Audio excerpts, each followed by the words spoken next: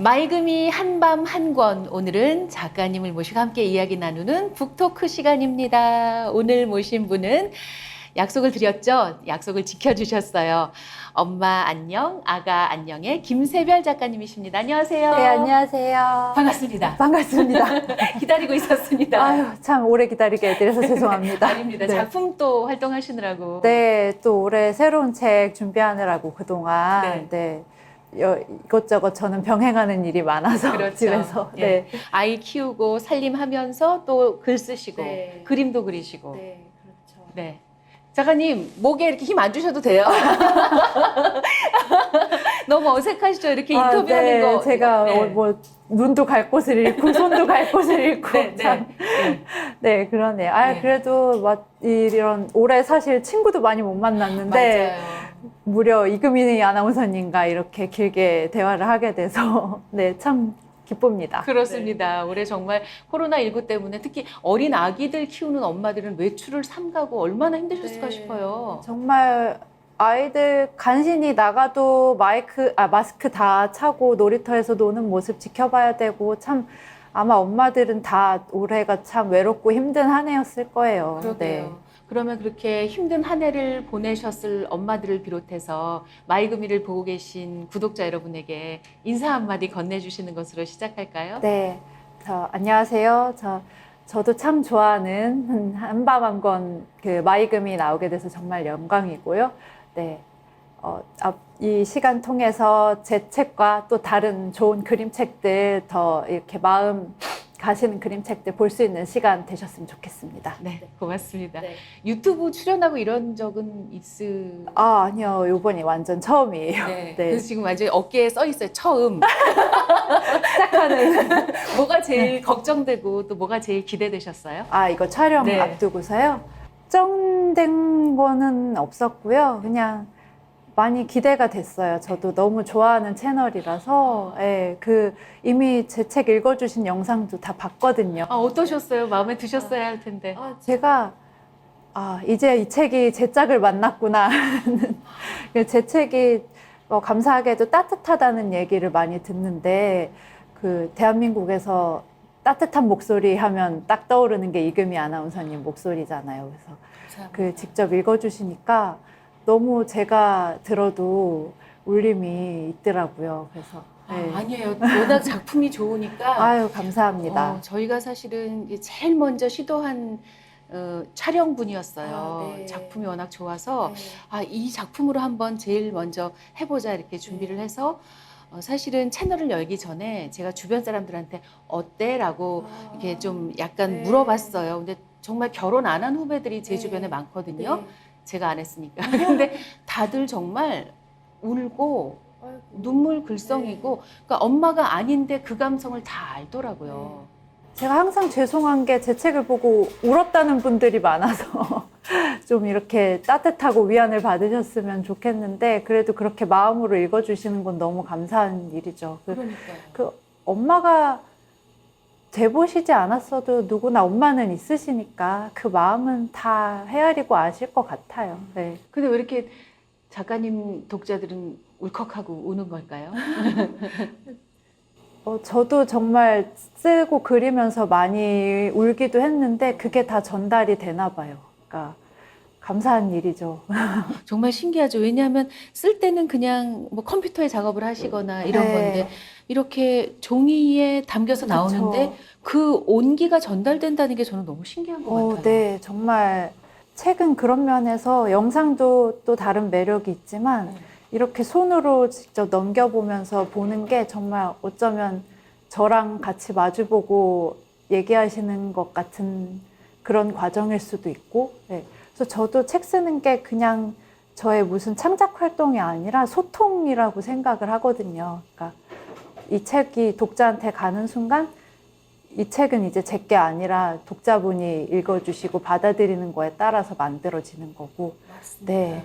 왜 가수들도 노래를 발표하는 순간 이미 이것은 내 노래가 아니라 들으시는 분들의 노래라고 하잖아요. 작가님들도 똑같은가 봐요. 네, 정말 항상 보는 분들을 생각하면서 쓰고 그리고 있어요. 그러면 작가님이 직접 접한, 예를 들면 작가님들 SNS 하시나요? 저 하죠. 아, 그럼 거기에 이렇게 댓글이나 뭐 이렇게 뭐 네. DM이나 이렇게 왔을 거 아니에요. 네, 읽으신 독자들이. 뭐 태그해서 음. 후기를 보내주시기도 하고 또 제가 궁금하니까 찾아보기도 하고. 근데 감사한 게 제가 이 엄마 안녕 아가 안녕은 쓰고 그리면서 제일 바랐던 게 정말 이 책이 나오면 각자 독자분들한테서 수만 가지의 엄마 안녕 아가 안녕 이야기가 만들어지길 바랐어요. 아이랑 엄마랑 같이 보면서 막 여기 아기는 아이스크림 고래를 만났는데 엄마 뭐 먹었어? 사탕 먹었으면 난 사탕고래 만났겠네? 막 이러면서 얘기하길 바랐는데 실제로 그렇게 많이 봐주고 계시더라고요. 자기 얘기를 하면서. 그리고 그 중에서도 제일 울림이 있었던 얘기가 어린 독자분이 써주신 네, 독후감이었는데 엄마는 내가 뱃속에 있는 동안 나를 계속 기다렸다고 했다. 나도 기다렸었다. 이렇게 써주는 거예요. 그래서 예. 좀 저도 예전에 그쪽 일을 했지만 광고 카피보다 어떤 그런 것보다도 훌륭한 너무 마음에 울리는 그런 글을 써줘서 저 되게 감사하게 읽었었어요. 저는 그 어린 독자가 자라서 작가가 되지 않을까 싶네요.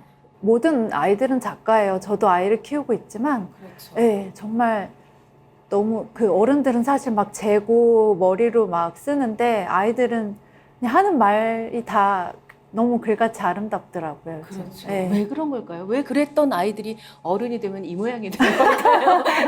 왜 그런 거죠?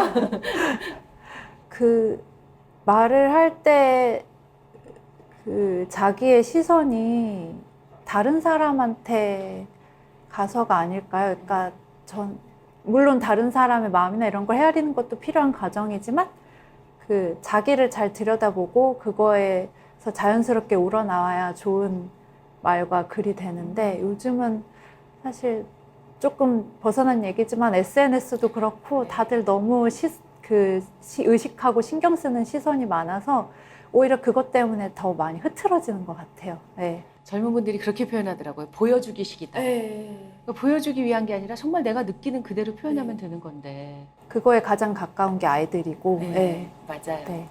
좋은 소식이 있더라고요. 이 엄마 안녕 아가 안녕이 외국의 독자들을 만나게 됐다고요? 네. 딱 작년 이맘때쯤에 이제 중국 상해 아동 출판사라는 그림책 쪽에서 가장 오래된 출판사라고 하는데 거기서 이 책을 너무 좋게 봐주시고 중국에서 펴내고 싶다.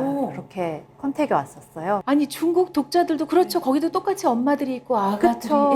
네, 그리고 정말 그렇게 보편적으로 다 좋게 읽히길 바라는 마음으로 쓴 거라 널리 퍼지길 바라는 마음으로 쓴 거라 전 너무 기쁘죠. 개인적으로. 중국뿐만이 아니라 해외로 많이 나가서 뭐 유럽의 독자들도 만나고 뭐 미주에 사는 독자들도 만나고 그랬으면 좋겠네요. 그럼 너무 감사하죠. 저도 좀 세계에 나쁜 바이러스 대신 좀 많이 퍼졌으면 좋겠어요. 작가님 긴장 안 하신 것 같은데요?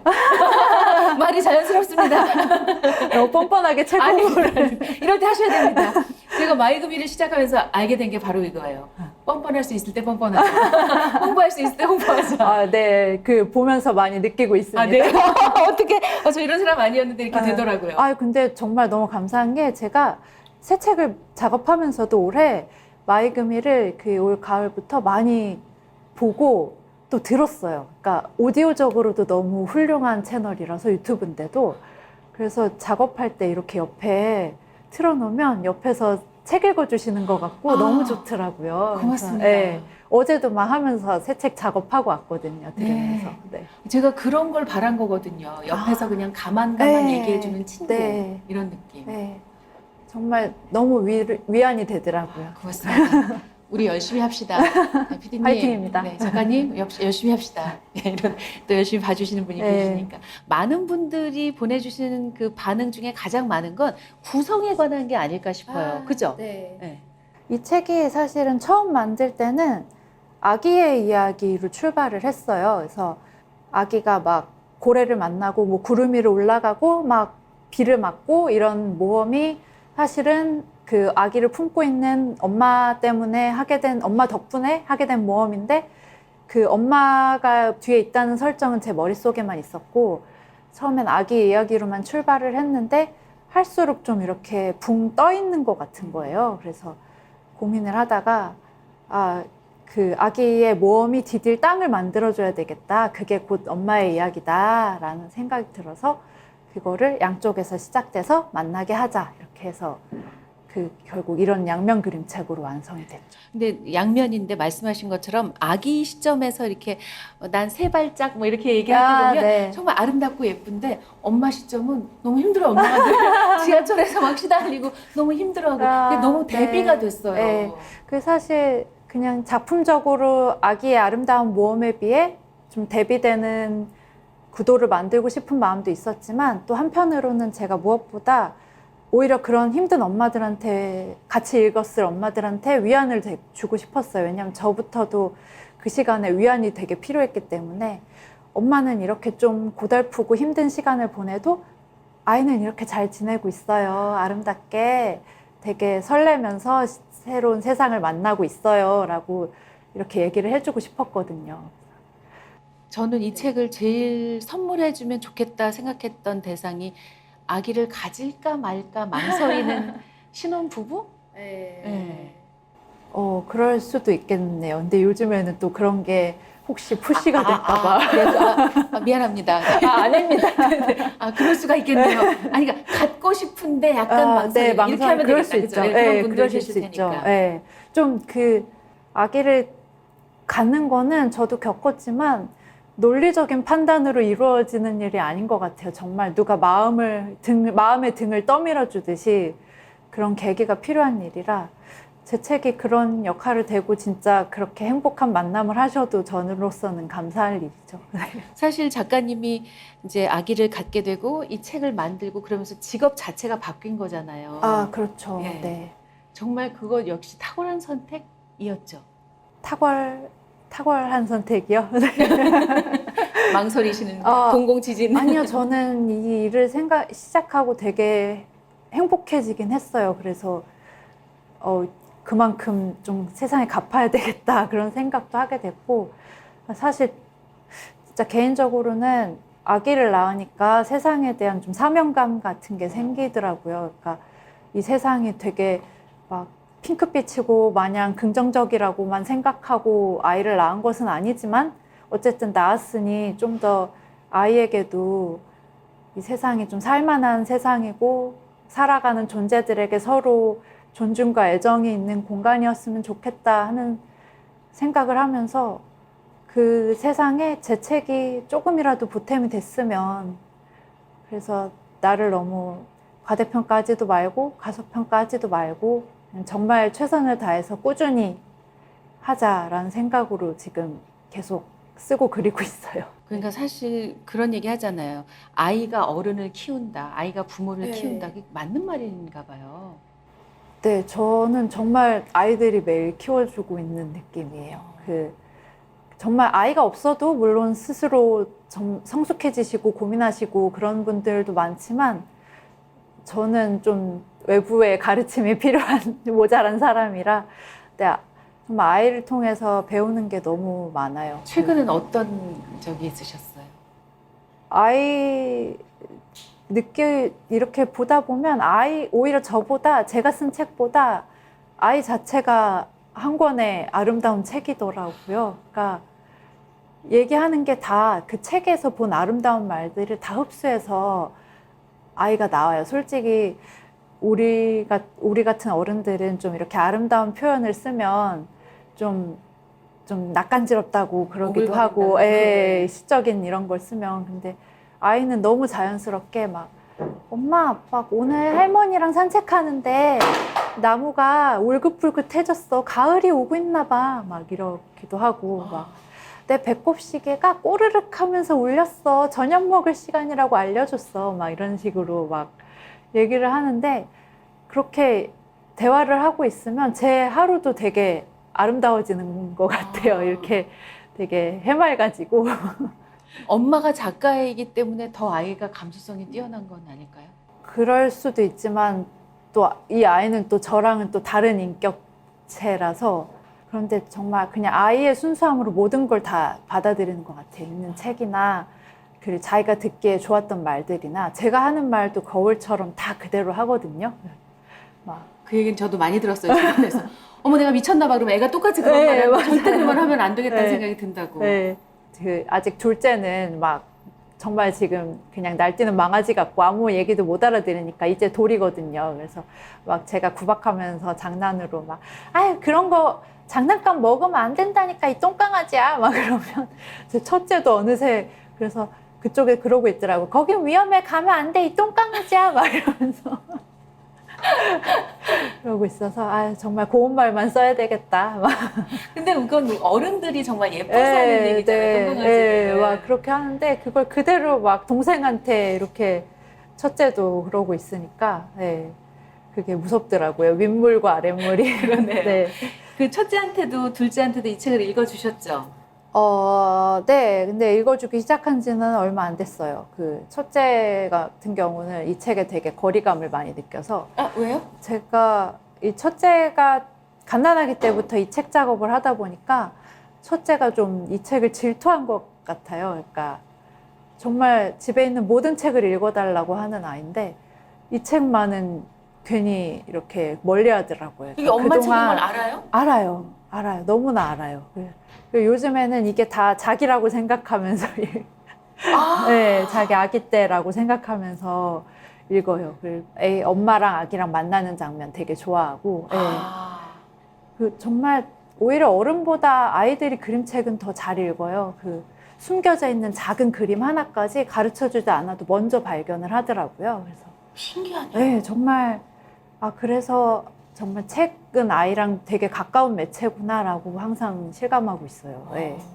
그럼 반대로 이제 친정 어머니도 이 책을 이제 당연히 보셨을 네. 텐데 이 책 보고 뭐라고 하셨나요? 되게 무엇보다 신기해 하셨죠. 이제 딸 이름으로 나온 첫 책은 아니지만 그런 책이기도 하고 또 거의 저희 엄마는 제 옆에서 이거를 하는 과정을 거의 다 보셨거든요. 제가 그 힘들 때마다 와서 도와주시고, 네, 그 그림 한 장 한 장 완성돼 가는 과정 다 보면서 사실 그냥 보시는 분들은 막 예쁘다 이렇게 얘기해 주시는데 저희 엄마는 보면은 아유 고생했겠다 이런 얘기부터 먼저 하시더라고요. 항상. 그래서 저는 막 아유 그냥 좋다고 그래 막 그러는데 엄마는 꼭 그렇게 자식부터 헤아리게 되더라고요. 작가가 아니라. 네.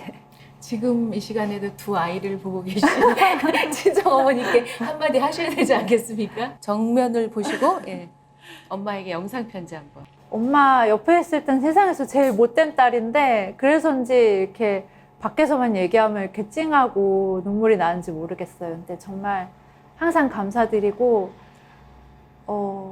다음 생에도 엄마 딸로 태어나고 싶다고 하면 엄마가 싫어할지도 모르겠는데 그럼 제 딸로라도 태어나 주세요. 엄마 너무 항상 감사드려요. 네. 왜 딸들은 다 똑같은 걸까요? 그렇죠. 지금 같은 마음으로만 좀 엄마를 대하면 엄마 세상 얼굴 보면 제일 잊어버릴 효녀가 될 텐데. 그러게.